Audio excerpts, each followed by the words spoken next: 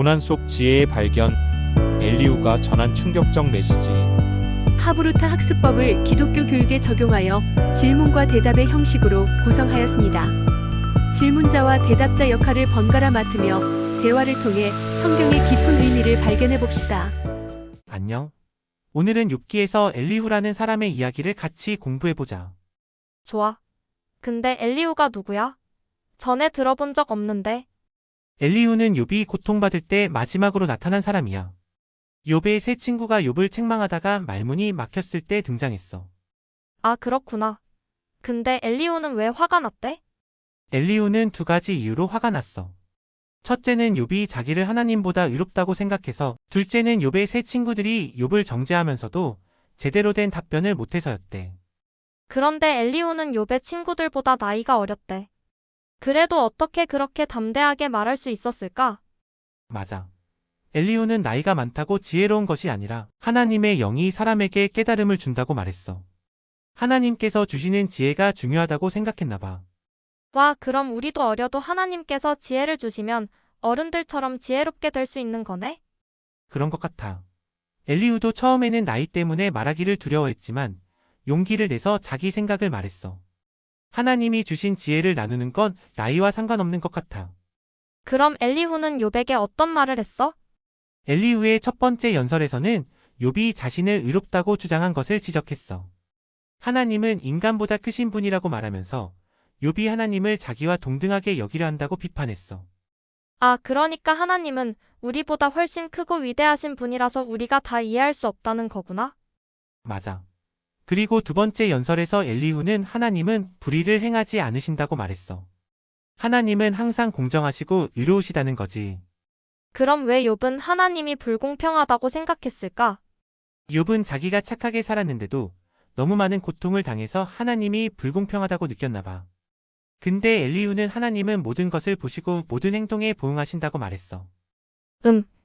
그럼 좋은 일을 하면 항상 좋은 일이 생기고 나쁜 일을 하면 항상 나쁜 일이 생긴다는 거야? 꼭 그런 건 아니야. 엘리후는 세 번째 연설에서 고난은 때로 교육의 도구라고 설명했어. 하나님이 우리를 더 좋은 사람으로 만들기 위해 고난을 허락하실 수도 있다는 거지. 아, 학교에서 시험을 보는 것처럼? 시험은 힘들지만 우리가 얼마나 배웠는지 알려주고 더 열심히 공부하게 해주잖아. 그런 것 같아. 엘리후는 고난이 우리를 교만에서 벗어나게 하고 하나님께 더 의지하게 만든다고 했어. 마치 부모님이 우리를 사랑해서 잘못된 행동을 고쳐주시는 것처럼. 그럼 고난이 올 때 우리는 어떻게 해야 하는 거야? 좋은 질문이다. 엘리후는 네 번째 연설에서 하나님의 위대하심을 인정하고 겸손하게 구원을 구해야 한다고 말했어. 고난 속에서도 하나님을 신뢰하고 배울 것이 있는지 생각해보라는 거지. 욥은 엘리후의 말을 듣고 어떻게 반응했어? 재미있게도 성경에는 욥이 엘리후에게 어떻게 대답했는지 나오지 않아. 대신 엘리후의 말이 끝난 후에 하나님이 직접 욥에게 말씀하셨어. 와, 그럼 엘리후의 말은 하나님의 말씀을 준비하는 역할을 한 거네? 맞아. 엘리후는 욥에게 하나님은 우리가 다 이해할 수 없을 만큼 위대하시다는 걸 알려주려고 했고, 실제로 하나님이 나타나셔서 그 사실을 확인해 주셨어. 그럼 엘리후의 말 중에서 가장 중요한 교훈은 뭐라고 생각해? 내 생각에는 하나님은 항상 의로우시고 우리가 이해하지 못하는 방법으로 일하실 수 있다는 거야. 그리고 고난이 와도 하나님을 신뢰하고 배울 점을 찾아야 한다는 거. 나도 그렇게 생각해.